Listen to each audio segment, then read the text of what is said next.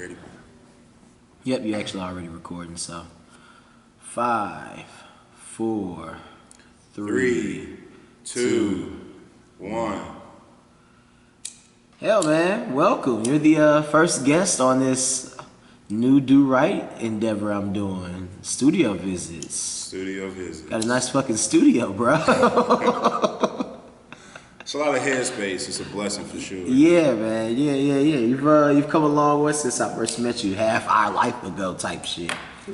So yeah, as long as I've known you, you've been doing art or some creative. I believe when I met you, I met you through graphic design. You were doing like graphic design, building websites, things like that. I've known you since then to go on to photography, film, painter. You make music from time to time, not a half-bad freestyler, so on and so forth. Yeah, we're here now, man. Like, appreciate you, you know. Appreciate you, bro. For sure. Always love, God. So, hell, let's just start with the basics. Like, when did you actually begin making art? Has this always been something you've been doing, or? Yeah, I've always made art. It's just like an innate thing. I've always just been fascinated with expression. Like I think I brought up when I was like 6 years old,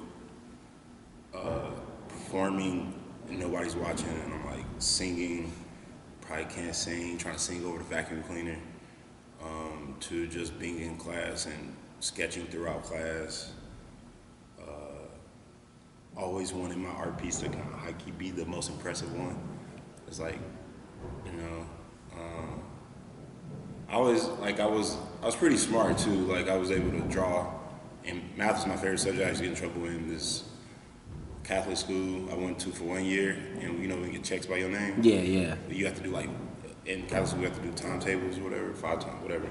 So I got really good at math, and I was like just pretty smart, I think, generally. So I would spend like half my class time drawing in class, and I would only have to pay attention for like half the class to understand what was going on. So I was always like stuck in the clouds, and then I would just bring it back so I can like maintain. Okay. You know what I mean? Right. So, like, you mentioned school. Were you actually, like, into art class, too? Or was it, like, something that you would mostly do outside of school? I would take art classes every chance I got. Okay. But I would always try to balance it because, like, I would take honors classes, too. Got you. And advanced placement classes because I always wanted to know what was happening in the classrooms that regular motherfuckers weren't learning. Like, why are they so advanced? You know what I'm saying? What makes them so special or smart? So I always made it a point, even from the beginning, to be as well-rounded as possible because I saw a lot of people running into brick walls because they were limited to their perceivable identity of, like, identification. Like, I'm a painter, and that was, like, all they could see themselves as. Right. Or I'm good at math, or I'm a scholar, and that's it. You know what I mean? So it's like, you smart, but what else? So with the art thing, I've always taken art classes, but I was always interested in being more than just being an artist.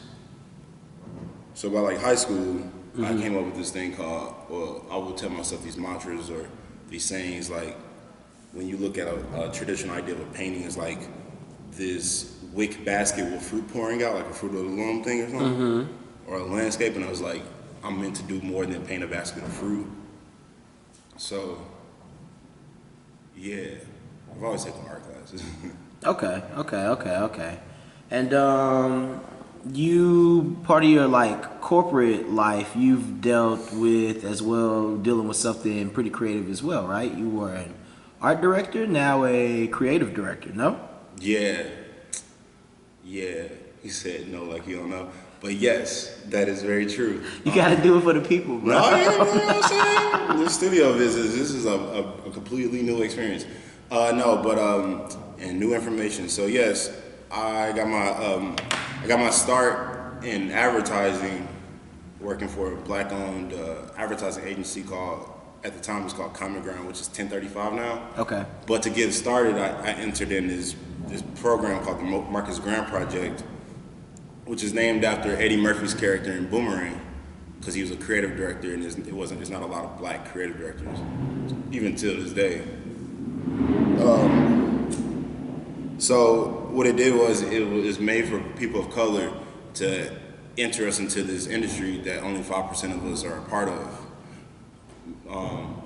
So with that being said, I found it as a benefit to work in these spaces because I work with the biggest brands in the world, and then you kind of see the holes in which these brands have creatively. Like, they don't know everything. They're paying for answers. You know. Right. And it's these houses, these creative machines generating why you love Coca-Cola. And it's always just been a hustle working in the corporate game. Just it's not a lot of us in there, so it goes into this idea of like sharing resources. And it's not the most ideal work that I wanted to do as a creative, as a traditional creative, a painter and animator, but it's not a lot of us in those doors, so I found it as a responsibility for me to learn the intricacies of that world, so I can take those answers and bring them back to the tribe. Right. So would you say some of your corporate experiences, does any of that inform your work in any sort of way, or is this like something totally, like, do the lines cross over and are there gray areas, or are you very much so like over here in A, over here in B, so on and so forth? Yeah, no, 100%. I learned about processes. Okay. Meaning like I know how long a long form process takes to make something happen. Right. You know what I mean? And why it takes so long to make something happen. And I also understand that in those corporate structures, when they have those steps in place, how they can hinder themselves. So by thinking too much, like, yo, there's this word that's buzzing around. It's called lit or something. Yeah, lit or fleek or some shit. Let's see if we can get it through. And by the time it's even brought into that room for an idea, that word or that trend had already been living for like a year or 6 months or something like that. And by the time it go through the funnel, that shit dead. We on to something else. Right. It's like what does it say? Mean Girls, like, stop trying to make fetch happen. Yeah. Okay. But I take that also into my work, maybe compositionally, because hierarchy I learned when I have to, in advertising, is essentially selling something. So just like in my delivery, maybe when I design or paint, I look at what I want people to pay attention to first. Okay. So I take those ideas, that type of approach. Because if I'm creating an ad, I want you to read something or see something first before you get this other type of information that is secondary or third in line. So I think I take that into the way I execute even just a painting. Okay, and is that more like to draw them in with the visual first and then receive the other information? That's what you mean? Yeah, essentially, because it's like a carrot, or like understanding that people, you have to, even though you can make your shit complex, you still gotta walk it for someone to like be able to digest it in a sense. You know what I'm saying? Like, it's like spoon feeding the chaos almost. Got you. I can't just, I don't want to just have like this, everything's chaos. Like, you just don't know where to start the journey of processing an image or a video. It's just the delivery. I think it helped me with my delivery. Okay.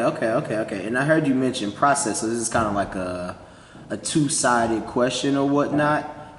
First and foremost, what is your creative process? You do so many different things. Like, what the fuck is that like? Like, I do know you, but I don't make your art. We do totally different things. Like, what's it like when you're working on an idea? And then also, as a part two to that, you mentioned like process and being able to essentially kind of be like decipherable and palatable, you know, instantly. I noticed that you use yellow people in your paintings and even in your animations. Like, could you also break that down? Maybe those are interchanged. If not, for sure. then we could work it out. The process is like a long journey. for me, it was also I had to figure out who I was as a person, or who I am as a person, and to love who I am as a person. So that was like a big step. And what that meant was I spent a lot of time alone, in the sense of I travel alone just so I can see and be somewhere that was unfamiliar without a crutch. How do I handle certain pressures? So I can understand how to navigate me and understand me. I mean, it's not like I got it all figured out, but I think that was a big step in confidence for myself, or developing a confidence to approach work. And what I mean is like a sureness, or even like in a journey to sureness almost. Like I feel like when I paint, I'm regurgitating my subconsciousness to myself. Interesting. So in that process of being alone and traveling and stuff like that, and taking a lot of time of self-educating, and I painted and created through those moments and took photos of those through that journey, I get to innately see or see what I was creating subconsciously on that journey. So it was a lot of create, self-reflect, and understanding that all of these puzzle pieces through my journey that's who I am. Mm-hmm. Opposed to, I guess I thought about doing like a solid collection previously, but I didn't feel like I had anything I truly believed in at those moments where I was sure that this is how I want to represent who I am on this stage with this set of work. So I spent a lot of my art pieces that I have right now is a process of self-discovery. Okay. And I just kind of like really talked myself through that, you know what I'm saying, just now. But so with that being said, working and learning about those processes, I taking them from like the corporate world, you understand how many pieces need to be in play for a successful creation. Okay. Whether it's a producer, a personal assistant, or the proper talent liaison to get this shit popping. Right. Just understanding those things and bringing it into my traditional art world when I execute things and create things, and realizing I can't do this, or I should not be doing this all alone. So that's the process. It was like getting to the point where I was so busy and so overwhelmed where I needed help, but it was also like a realization that I probably could have asked for help a long time ago. Okay. So it's like, but I'm not gonna like harp on the past, because I had to, that was something that needed to be done, but that's what that process is. For me, it is, now that I feel like I've made it to a point of sureness, I guess, or understanding who the fuck LOGIK is. A lot of my artwork in the past like 5 years maybe have been more so around like super conceptual work. I want to make it provocative, like even if you don't, it's like a rap song. I think I try to, my process is like I fuck with rap. Like WAP or some shit. Huh? Like WAP, the Cardi B. Yeah, or like one of my favorite comparisons is that shit Cray quote from Jay-Z and Kanye on the Watch the Throne. What's that, niggas in Paris? Yeah. Well, no, just the idea of that shit Cray. Ain't it, Jay? Because the whole time people thinking it's a double entendre. It's a euphemism for shortening the word crazy to be like cray, or like understanding that already has a cultural, it already resonates culturally, but the idea of Cray was in homage to the Cray brothers, which were twins. So, and how they got money underground, and how even the government couldn't touch these twins. But the point of it is Kanye and Jay-Z had such an underlining meaning, or outwardly meaning, about where some cold motherfuckers doing business in unorthodox ways. But also, while they're saying this anthem of self-preservation, they're getting people who don't care enough to look and read and listen in between the lines, and can still chant that shit crazy. Right. You don't have to care about them getting money underground, or the idea that black men are that this is a monumental moment for niggas in Paris. You don't have to care about any of that. All you know is you can say that shit in a regular sense. That shit crazy. Right. So you hook them. So the same way I approach my art that way, like you don't have to care about none of the woes of being a black man or a black person. You don't have to care about any of that. But you will feel something. You will understand that it comes from a place that is of a unified place. So it's like I'm searching for universal truths in my art. So it's like, which leads into the yellow character. I grew up in St. Louis, Missouri, and I moved around a lot. I was in different places. I went to like 9 different schools before I got to college. And I would be at a school for a year, move around, be at a school for whatever. And I always had to make new friends. I was always a visitor in groups. I was never a constant. I never had like a Hey Arnold upbringing. You know what I'm saying? Like all his homies was on the block, and they grew. I ain't had that. I was envious. Like yo, they could just walk to the joint and kick it, go to get the hot dog with their homies. I ain't never had it. So like, just moving around a lot and just never like always having to entertain myself. I think in a sense. It happened when I was living in Ferguson, and I was in the Riverview School District, and that's when like the school system started going kind of getting real bad and stuff like that.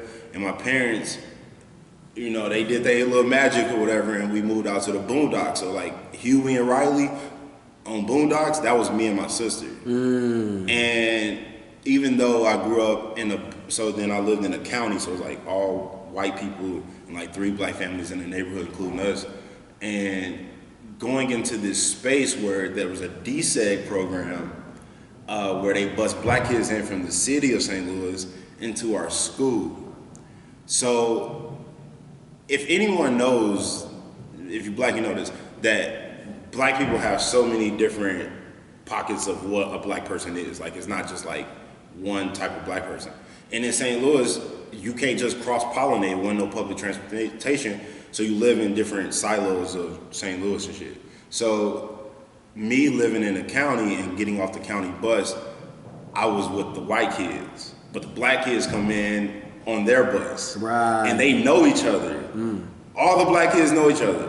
All the white kids know each other. I'm a light-skinned kid that live in the county.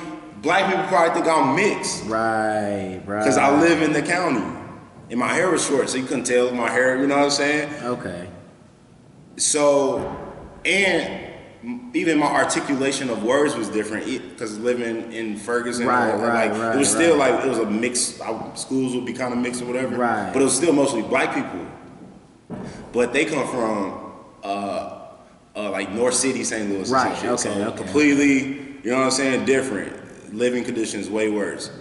And so it will create that divide where I didn't really fit in with the black kids, especially in early, like 6th grade, 7th grade, 8th grade. I got in fights, you know what I'm saying? And then the white kids, I'm getting depressed fucking with the white kids. I'm trying to hoop, they trying to play soccer.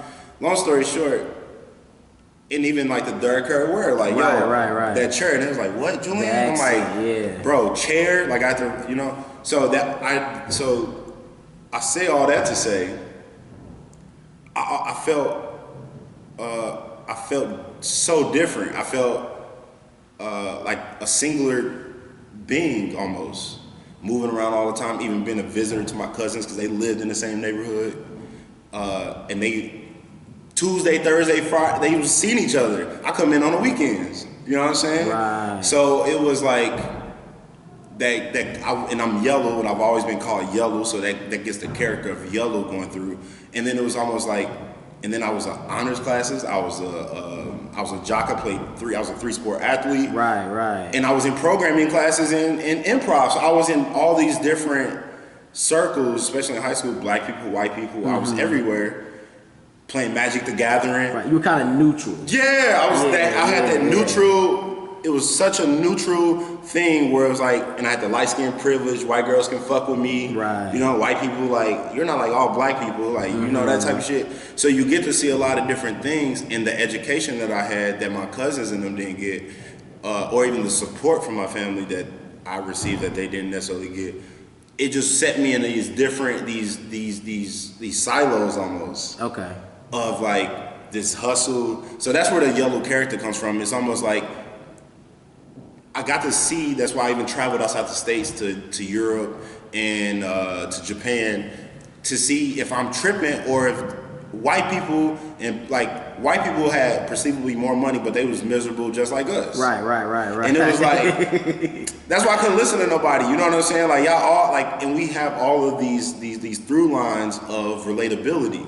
So that's why my characters are yellow. Like my characters have yellow black features, but when you look at it, it's not like, oh, this is a nigga on the thing. Right. It almost gives me an emoji type of. Yeah, you're getting the emotion of it. You're getting the message. Mm-hmm.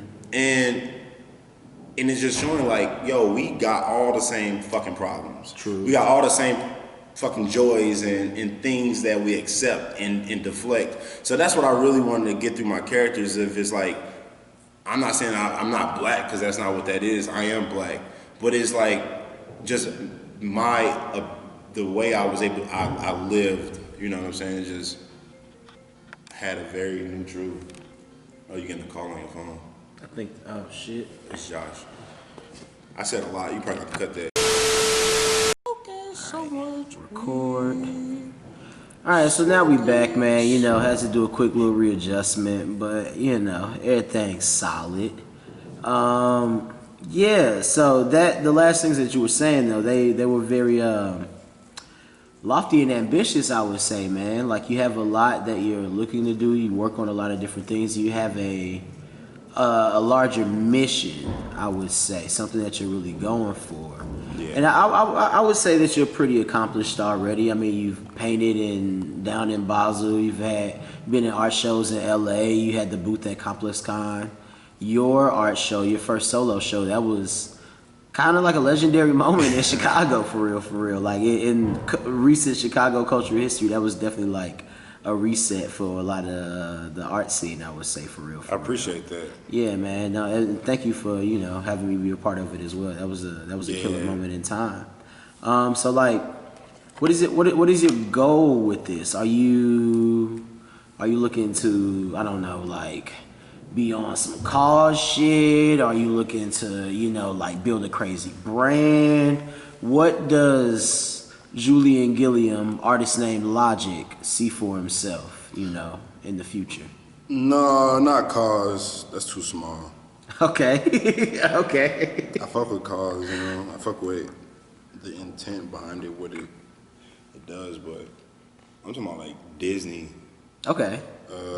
Creating worlds in which people can actually step in. Okay. And where they actually can smell that motherfucker and like touch it and play with it. Okay. Whatever that world is like, I've been working it for a long time, just like what is that special sauce or what does the world entails, and a lot of me trying to get there is taking on so many things in different that require different disciplines, whether it's fashion design, which I'm not the greatest at, but I yearn to do high, not necessarily high fashion, but high fashion to the point where highly notarized. Okay. Where I feel like, yo, that's some dope shit that I want people rocking. Architecture, like creating buildings and designing them responsibly and but dope. You know what I'm saying? I be sitting in buildings like, yo, they had the money to do this and this is what they made. You know what I'm saying? Right. And but then being inspired by other forms of architecture. But the ambition is, man, I've been very intentional about picking up things in different categories that don't pertain to just painting or animation or creativity. Hence me working at Google and seeing the benefit of working at Google as far as it's a awesome company, but also the things that I can learn there in personal self-development, and also tools that I can bring and share to the community. Okay. And because the reason why I'm saying all these tools, like whether it's animation, photography, those things that people know me for, but understanding that it's like, and traveling is understanding people on the 360 playing field, and that's why I said the universal truth situation, and being able to communicate to animators, being able to communicate to production designers, being able and understanding how long it should take, what the fidelity of things, whether it's the DP, like one of my best friends is a director of photography, I want to work with him, you know, like just stuff like that, and really doing serious feature films and creating toys, and then creating the architecture in which the experiences happen, like the whole thing. But while doing that, and it is not completely self-serving, is generating institutions within the world. Like Disney World, I know they have like creator studios, but they ain't access for everybody. And I know that takes scale, but creating institutions where it's varied ways of learning and being like and certified to have like these special institutions for the gifted, if you will, or the less, not the less fortunate, but for people that ain't got the tools, you know what I'm saying? Like, you get the tools to build to be an animator at a Disney level type shit in middle school, just like an art school. It's like you know what I'm saying? Right. Okay. And showing that they could do it too. I know shit like that exists, but not not with that Disney powerhouse behind it. Like you can fund. And Blackkk at that. Yeah, where I know they got like a lot of like these production houses that are helping Black storytellers tell their stories, but I'm talking about like state to state institutions. You know what I mean? Like not necessarily just film, but just different ways, man. And also with these tools, is learning like the access that I get at Google. Just the fidelity of the conversations that I have in that world, but also it's weird because when you put a certain name on your resume or you're attached to your name, people treat you different. Right. So that puts me in rooms to talk to people about stock options and ownership of buildings, because Black people own less than 1% of the nation's economy, the nation's wealth, and so.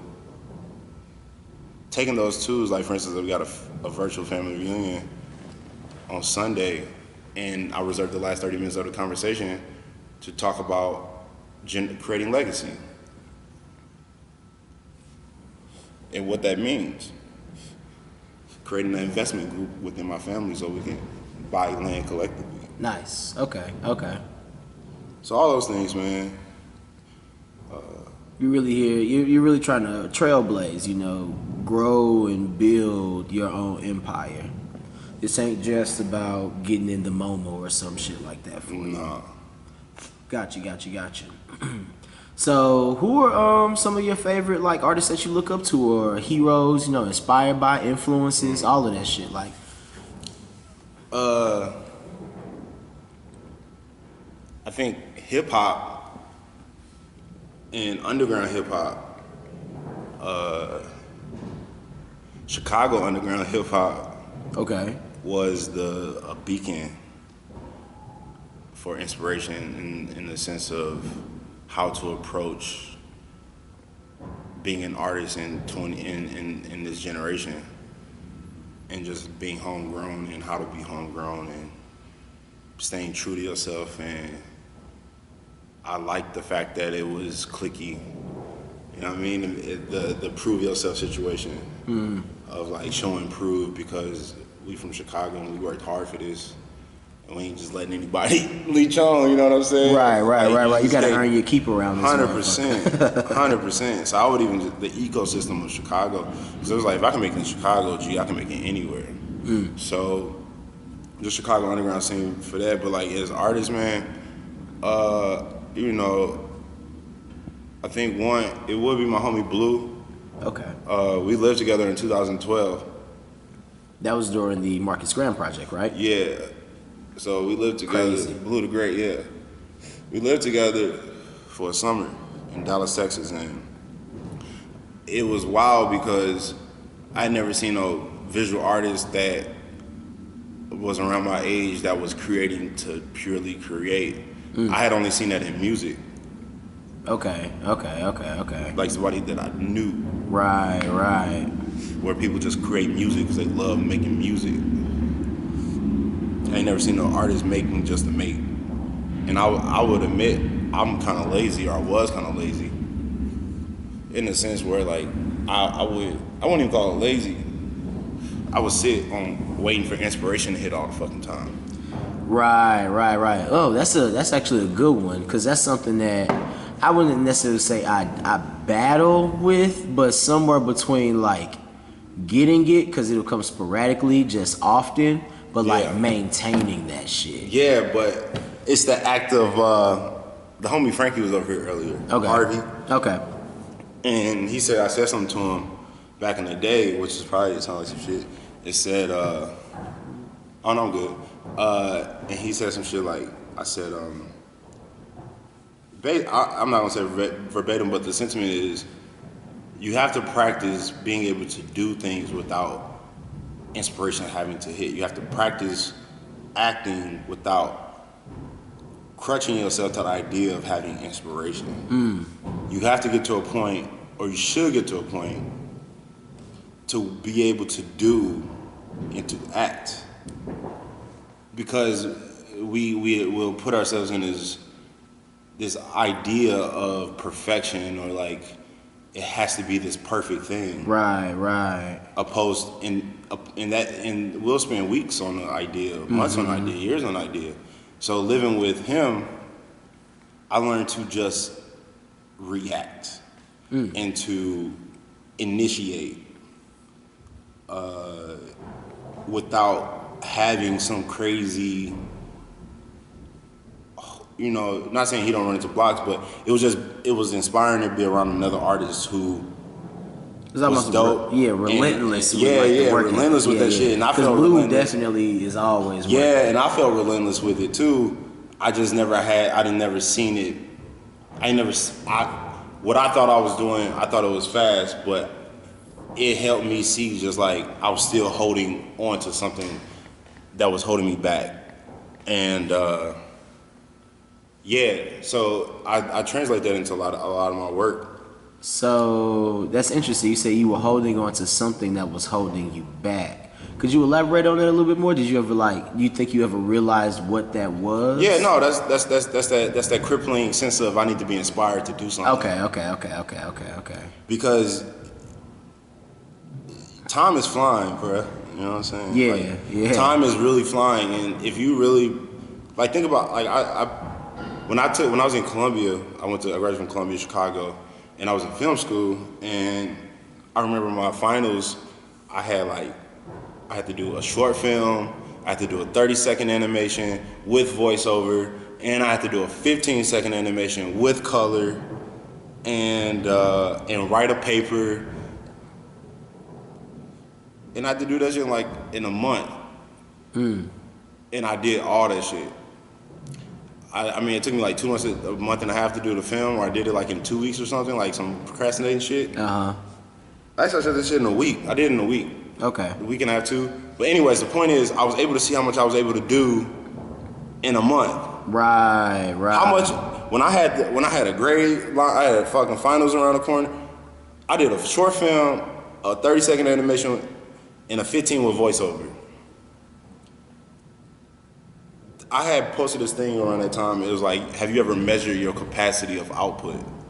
And I'm not saying, at the time I was creating, you want this? Nah, we good. I was creating with my head cut off on purpose, shooting that, creating that, paint this. And then as I've gotten older, I've become more strategic. Okay.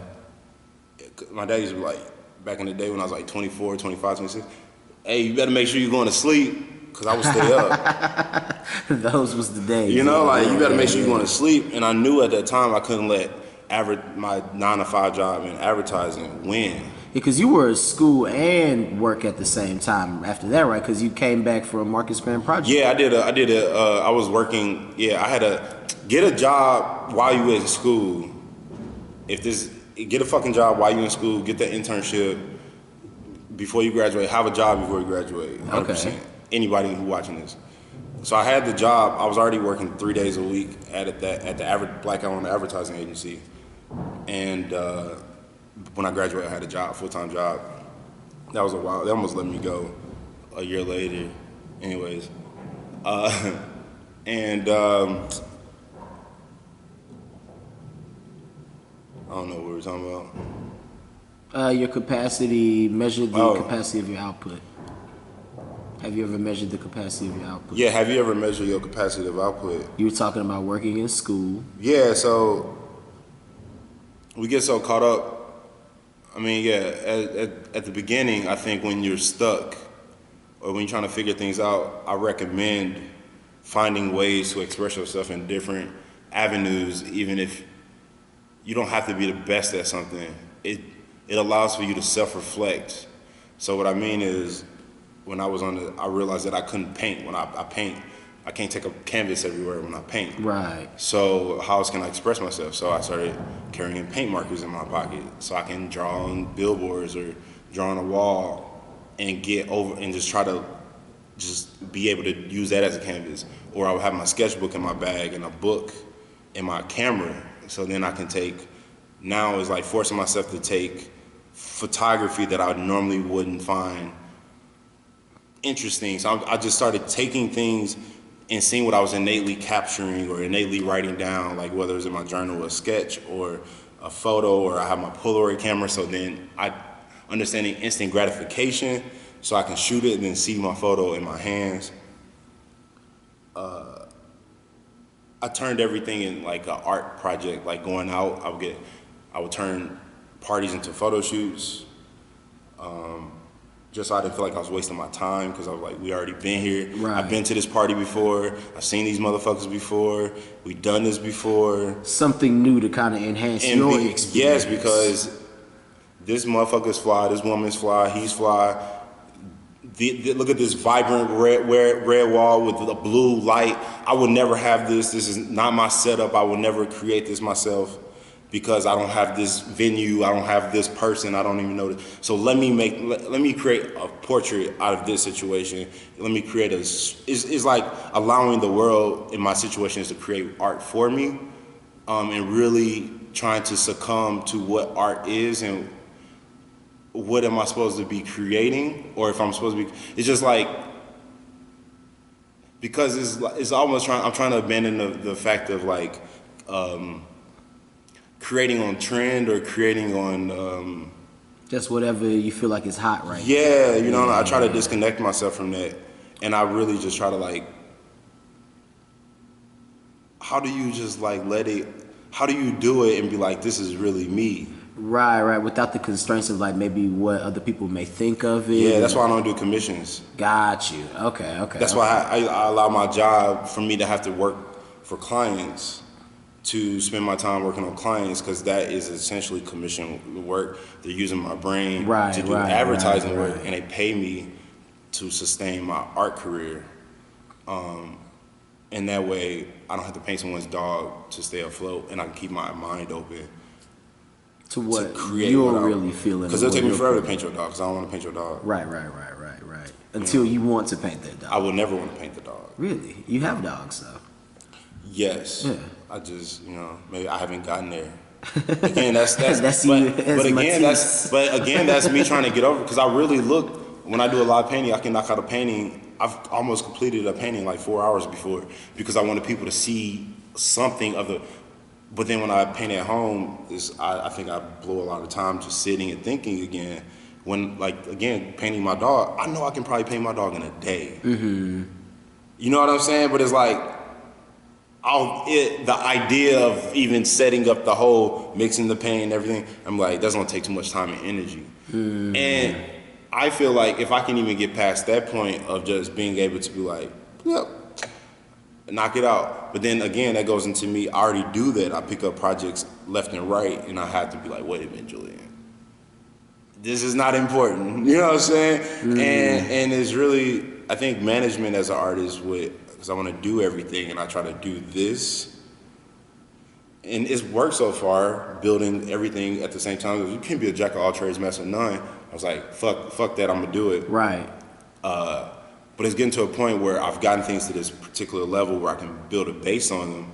But now I really have to really start checking boxes to do pillars, to build pillars. Because as I pick up this new job that I'm in, I'm starting to wear thin. Which is why I'm getting assistants to try to help me do this still. Right. But just do it more efficiently. So that's that going into asking for help. Okay. I just ramble, but yeah. No. You solid, bro. You solid. So I heard you mention like what art is. What would you define art as? Art, if you were talking to your child, your future child, Daddy, what's art? What you gonna say? life is art. Okay. Like everything around you is art. Like for instance, the makeup of this plant, the striations. Beautiful plant, by the way. Thank you. Yeah. I moved it over here for this. It doesn't even go here. It's just good for optics. The makeup of the plant, how it grows, is art. Someone who designed this glass tray. Which is now your weed tray. It is my weed tray, Café de Paris. That's art. Whoever designed this table, I designed this shirt, the pants, someone designed the pants. Everything is art. This glass, someone designed how many ridges and whatever. That's art. Yeah, I got a feeling like that. If we actually count it, it's probably like some symmetrical shit. 100%. Yeah. But that goes into the product designer. Mm-hmm. But then it also goes into the idea of when you say what's good art and bad art. I appreciate what I would consider shitty art. Mm-hmm. Something that I like to bash myself. No, not 100%. always, but the thing is, in the grandest scheme of things, it's two points. I think for me is shitty art. I appreciate shitty art because then you can discern what's dope art. Okay. What's really good art.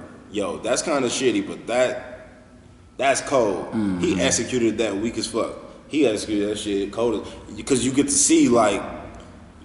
You know what I mean? It's like getting on a wimpy fucking roller coaster and think like, yo, this is dope. Until they bring that new one and you like, this is what it's really about. You know, whatever the analogy is. But then the other thing is, I appreciate for the shitty art, I appreciate somebody taking their time out to actually make it. I appreciate someone being vulnerable enough to even put it together and to share it. Thank you for giving me something to look at or to smell or to hear. Even if I don't like it, it's still there. You made it. And I think that is the beauty in any and everything. Whether it's chaos, whether it's something that brings you tears of joy or something that makes you distraught and maybe, gives you PTSD. But it's something that that you can understand that range of emotions that you've internalized and you hold it permanently and dear to heart, or something that just made for a brief moment just like feel completely fucking annoying. Like, Okay. So, just a segue, do a little part 3 to this talk or whatnot. Yeah. So, like, what is some advice that you would give to young artists? Like, I like your gem you dropped earlier about while you're in school, if you're in school. Yeah. Because it's really, that's a question more relevant for, I guess, people who are, working and studying at the same time. Yeah. Which is totally cool or whatnot. And then you have people like myself that have been in school, but then also did not finish school. Mm-hmm. So, regardless. Could you elaborate a little further on the whole, like intern while you're in school comment that you made earlier? Yeah. And,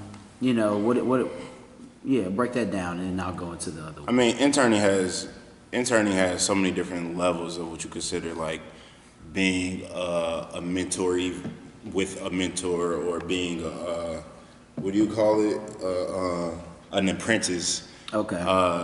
There's something about understanding that every person who has accomplished anything had some type of role model, leader that they probably could talk to at any given time. Maybe not at the beginning of their career, but as they grew, they definitely sought that out, you know. So whether if you go to school or not, it's about seeking those places that know more than you, places that can expose you. You already know what you kind of want to do, maybe not, but you know it's in putting yourself in those spaces to learn more, whether it's a person or it's a group of people, and take that as a form of intern or learning lessons.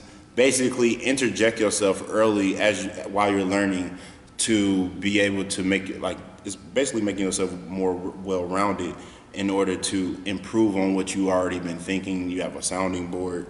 So going into, I kind of lost train of thought because I was rolling this blunt. Can you reiterate? Yeah,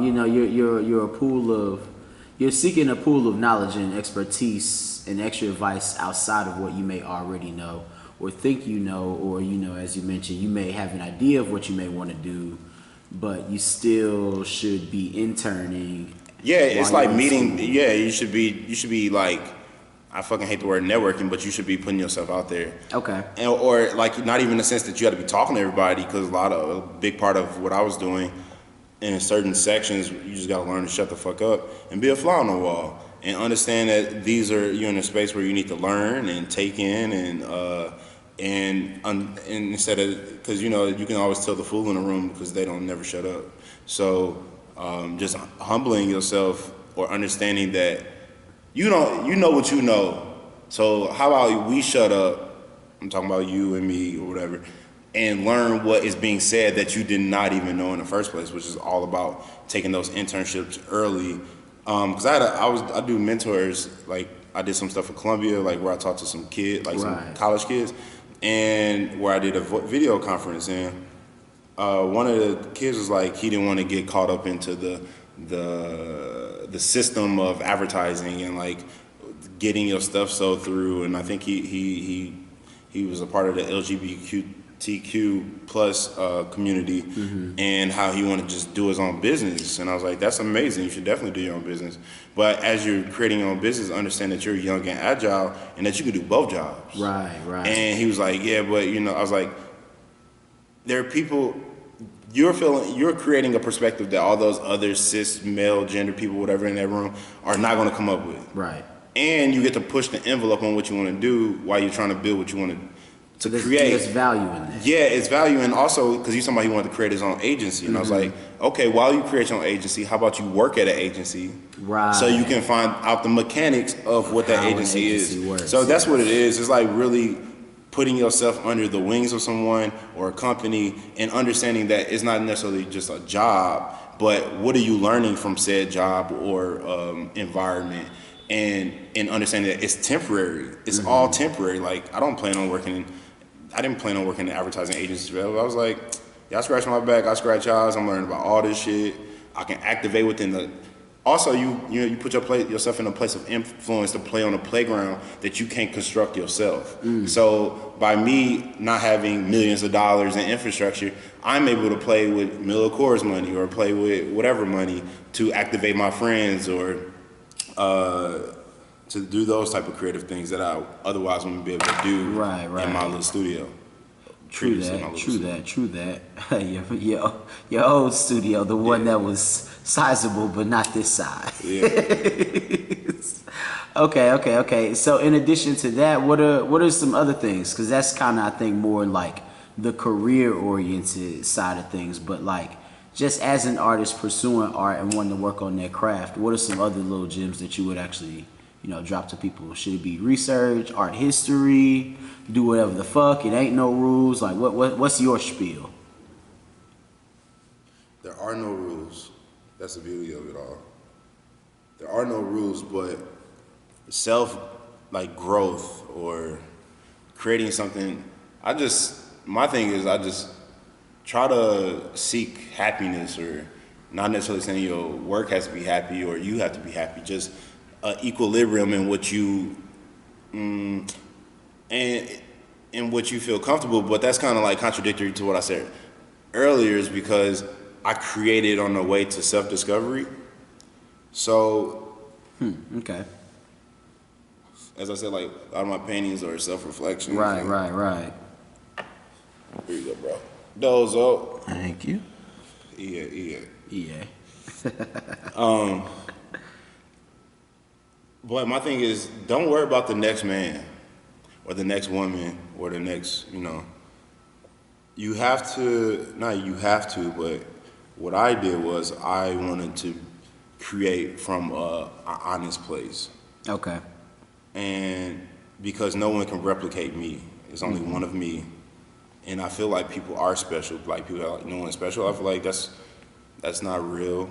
Like. I mean, we all are unique. We all have our own perspectives. 100%. Like even you and I, we have siblings, but like we're both the firstborn. So by nature, our experience through life as a firstborn child is going to be different than our younger siblings. Yeah. You have a sister, I have a sister. So even that, daddy's girl, it ain't no daddy's girl for us, Mm-hmm. But all of those different things inform who you are and your identity. Because your sister would have had a similar upbringing as far as some of the educational things you would have mentioned earlier. Yeah. But also, you and her are not exactly alike. And we're 4 years apart. Right. So there's all these other different things. She didn't feel like we were moving. Like, Right, I was just right. older. Yeah. I'll just say try to let yourself go and create in any form of fashion. Try not to be so hard on yourself. Be very forgiving. And realize that it's not going to happen overnight. Tell me about it's it. not going to happen. And the idea of like it to happen overnight is like, what is that? It's like your own form of Like, what is the it? Yeah, you know what I Because mean? you generally think it's one thing and it ends up totally being something different anyway once it's all 100%. manifested. But it's okay to have goals. Like my beacon is international, theme park essentially. Right. International you like world. a media empire. I get what you want with the Disney shit. Like kind of like you watch the show Succession. Of course. Yeah, so you like how that whole thing, but like that's the Logic world. Yeah. And it's like for 18 and up, no bullshit. Like you can like it just be a little bit more mature because Google. Disney, they have like moral story, have that shit. But I just kind of want to create that. It's got to be visceral. It's got to be serious, not serious, but like mature enough. Okay. I don't want it to be hokey. It could be funny, but I don't want it to be like slapstick. Got you. But it can be slapstick. True If that's that. the world True that, that. I don't know. It's just, yeah. Fucking Ken Peele and them, like, and Tyler Perry and fucking. Are you speaking of like black producers Spike right now? Lee and all them. Like, Yeah. Paved ways, bro. The Wayans brothers. True. Like, I was inspired by the Wayans brothers. Like, I used to make my cousins act in my films when I was growing up. Like, they'll come over, I have scripts laid, and we'll be up to 3 a.m. filming short stories. My homie Philip, he'll come through. We'll make mockumentaries and stuff. I was hooked. I've been making films since middle school. Okay. He was writing papers for a project. I filmed a short film. Oh shit. Okay. Yeah. And this was That's like in pretty 7th cool. grade. Okay. I took film class in summer school. Like, I was on that shit. Like, I fuck with that shit, And I want to make sure I get back to it because film and stuff is always my thing. And then I was like, you know what I can do quicker than film? Paint.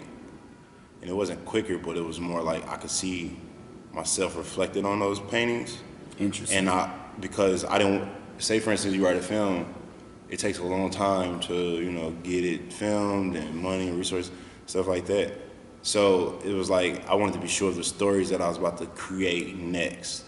Like my first one, I'm gonna like really go hard on. Because after I did my first one, I was like, bro, I shot this by myself, wrote this by myself. Bro, if I got the whole squad, I'm gonna go crazy. Right. But I wanted to be sure of that story. So what these paintings are helping me create a narrative of the first film or the short or the Netflix original or whatever, you know what I mean? And what is your narrative so far? That's interesting that you said that because me, knowing you and I understand your art a little more because I know you personally, but I think even to someone who doesn't know you as closely as I do, there is something that is developing with your artwork right now.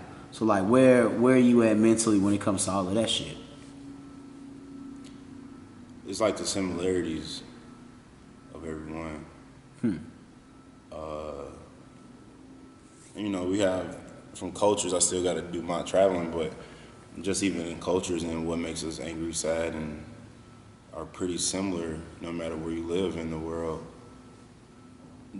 We all feel the same. Yeah, emotions. Government's oppressing you all in the same different right. ways. You know what I'm saying? What is it? It's like different position, but it's still fucking or something. Like they just is. I like that. I never heard that one. Yeah, I like that came when I was fresh out the dome, but that's hot. yeah, you just kind of learn that. Like when I went to Japan, like they were oppressing a whole nother way, just like socially and it like it. You can see. It helps me understand why hip hop it permeates through certain cultures, even if you don't understand. Yeah. That story of struggle, rebellion, coming up, making something of yourself, something from nothing. Yeah, exactly. But the reason why that exists is because we're the freshest new race in the world. Meaning, like, with freedom behind us or freedom of speech, which a lot of societies are not allowed to. And they weren't migrated to have to reinvent something or to create something out of nothing in order to sing a song. Right. Rapping, hip hop, and all that. That's like, especially in the stories, it was like like what Cameron said. We just reporting on our culture. Right. You know what I mean? It was nothing like that. Like we had to pretty much manifest something out of nothing, which is why it resonates, because it sings a song that the world, and no matter where you are, like why people anticipating Tupac in Israel. You know what I'm saying? Like, it's like, or rapping to rebel in Palestine. And they thinking that, they feeling that. They feel that. Yeah, free Palestine. Even if you don't understand it, son, they was like, they can feel the pain. And we were able to express that pain. That in a nuance, but what I'm saying is you learn that hip hop is a cultural truth almost, like the essence of it. Yes. You know what I'm saying? Yes. Obviously, there's a lot of superficiality and other shit. Like of course. You know, on your Drake Migos level. Of course. But that's the aspirational side of it as well. But that goes into why we rap about certain things. Because, like, now when so even just seeing that universal truths are a real thing, just even in mannerism, not just in music, just like, that's what I'm striving for, or maybe that is what's in me, or what I'm trying to express. As I told you, I moved around a lot, and I got to see pockets of these different walks of dynamics, even in school, from honors classes to being all three sport kid, the black community, the white. I lived in the burbs with the white community. You know what I'm saying? My cousin. You know, it was just like all of these. And then when I traveled, I was like, okay, I know what this is. You know, and then I learned it in Chicago. I'm in advertising, and I'm in the underground art scene. You know what I mean? I got different pockets of friends, and I think that goes into like even my relationships with women as well, because I felt very restricted in just the traditional social norms of men and women, and I kind of not practiced this, but kind of like was aware of this in early on in like college, like mid-college or late college, where men were siloed, like there were men and then there were women groups, and the only thing that brought men and women together, especially in St. Louis, was fucking. And it wasn't really like connection and talking and understanding. So after I was in my 5-year relationship when I was 25, it was something that was always in the back of my head. Just even the construct of our relationship just is weird, like to talk about another person of an opposite sex in conversation. And I'm like, bro, we're only like 23, 24, and this is pressure. You know what I'm saying? Right. And like, understand, like, you can learn so much from a woman and her perspective and how a woman can digest and process things that a man can't. And I really, like, psychologically, being aware of these, wanting to just be able to casually speak to a woman and develop relationships with a woman that's not necessarily just based on sex and things like that, but really actually learning from each other. Like that was the thing. Like it's just these like everything's got to be like you go into a party with someone of the opposite sex, y'all dating. You know what I'm saying? It's like this whole thing, but that goes into just like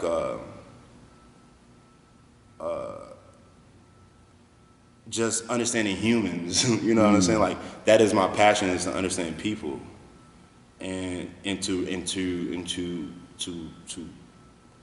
express that story in a way that is felt by everyone. Not everyone, because you can't hit everyone, but it's undeniable. You know what I mean? Like, so that's the stories that I'm searching for. Okay. Those relatable, like no matter where you are, like yo, did you see that? Right. I think you're on a pretty solid path of doing that. You know, you're still developing and growing and so on and so forth. I definitely understand that as like a human being, as a young man, you know. But technically, skill, you're pretty fucking talented, bro. I definitely, I definitely give you that. And I think you know what you're doing, even when you don't know what you're doing, which is a pretty awesome feat. You really move with a lot of like intention, but also based off of what your intuition tells you to do. So I think a lot of your art feels very like warm, approachable, and real because you're not overthinking it to the point where it no longer really feels human. It doesn't feel too calculated, even though you naturally think strategically. I think because of your upbringing, your career, and things like that you taught, and just watching you grow over the years, you definitely give and take a little, because you also take things from your creative practice, and that informs some of your actual, work in the corporate world. That's what got me my job. Type shit, you know. But I liked how you mentioned the whole like watching society and all of that. So to close out, I wanted to just pick your brain and ask you, based off of you being a student of society as well, and an observer of the world around you, that we exist within, like, how do you feel about society? What do you think the future looks like? What do you think it should look like? If it's bad, if it's good, like, what do you think is going? Like, just, I'll let you air that one out. So that goes into still staying on the path of trying to understand people, and not living in St. Louis, you have a certain perspective of people, like right. Black people this way, but my cousin, this way. Yeah, and full disclosure, as a fellow, native St. Louisan as well, it's a very black and white city. Right. Like, for me, like, why I started doing a lot of black and white prints early on in Do Right had everything to do with that, because a lot of my perspective on the world around me was informed by race relations, because Chicago, even though it's still very much so a black and white city, the same way America's identity still seems to be black and white, there is a lot of diversity in Chicago, in the rest of the country as well, that kind of gets overshadowed. But in St. Louis, it's pretty stark black and white. So you just kind of finding your identity and just like, what the fuck is going on? Yeah. Like, and it's old school, like, still kind of racist black and white, where like you have a place to a lot of people. Yeah, no, you definitely have a place. And I think that kind of informs. It was a blessing, I guess, I got to move around, but I didn't really feel connected to people in a sense where it's easy for me to be like, I'll see you whenever I see you. Right, a little more detached. Yeah, for sure. Like I have to it's like a chore, not a chore. Like I have to think about not abandoning relationships. Right, because you can kind of just go on and do. I deal with a similar thing as like a loner explorer. Like you go and doing whatever the fuck you doing, and it don't really matter. Yeah. So, going into the idea of society, I think a lot of our opinions can be formed by our bubbles, but also our bubbles is what affects us. So your opinion is, your environment. But I've yearned to, since I feel like a lot of people who are immediately around me, or who have been immediately around me, their focus is the micro ecosystem, the micro, micro economy, which is like a very concentrated economy, whether it's just in St. Louis or whether it's just in Chicago. And I feel like there's enough people around me worrying about that I need to go the other way and look at a macro perspective of the economy or the macro ecosystem, because I want to do a global thing. So I can't use my energy looking at a micro. I can, but it's more so what's the bigger picture. And I say all that to say is going into the understanding people and how the game works, or how the culture's moving, or understand why the culture is what it is, outside of just the St. Louis hip hop, Shorty the Prince, Wild Wild Wild situation. Hence going to Art Basel to just be a fly on the wall, or going to South by Southwest when we were broke as fuck. Right. 5 niggas in a Motel 8 or whatever the fuck we was in, dirty as hell, you know what I mean? Like, it was just like doing those things, not just because I was a music fan, but because I wanted to see the migration of people, why people flock to things, and why we were things we just read on the internet or downloaded on our computers, and have people from all walks of life in all parts of the world come to this one place at this one time. And seeing the type of people and how they interact with each other, opposed to just what you see in your city on a Tuesday. It's something about that when you can learn about people in different forms and fashions, which is why I always encourage people to enter spaces.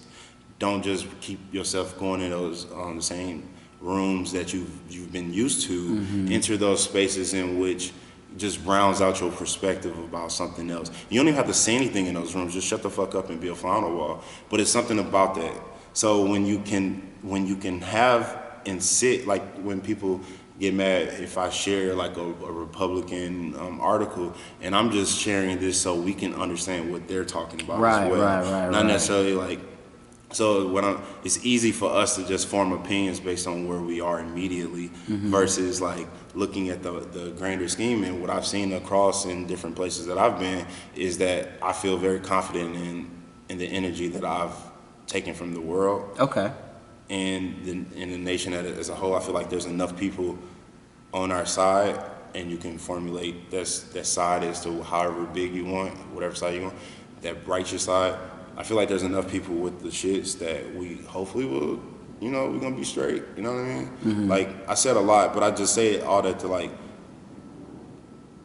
just instead of this, go see for yourself. Yeah, like unity amongst events, unity amongst the conversations that are happening at fireside chats in Texas or fucking California, and just sit in try to put yourself in those spaces to talk to people.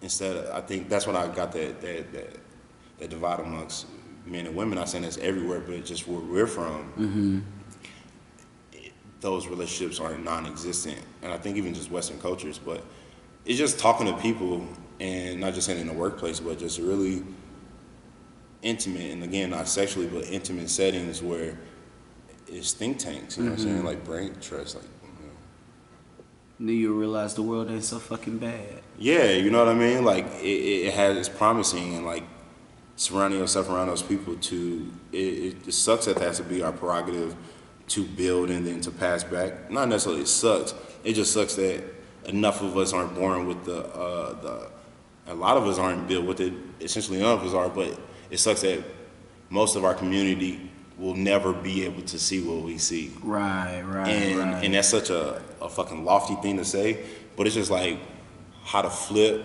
how to build, how to not get stuck. And I feel like a lot of our families are stuck. You know what I'm saying? Well, yeah. It's that time. Yeah.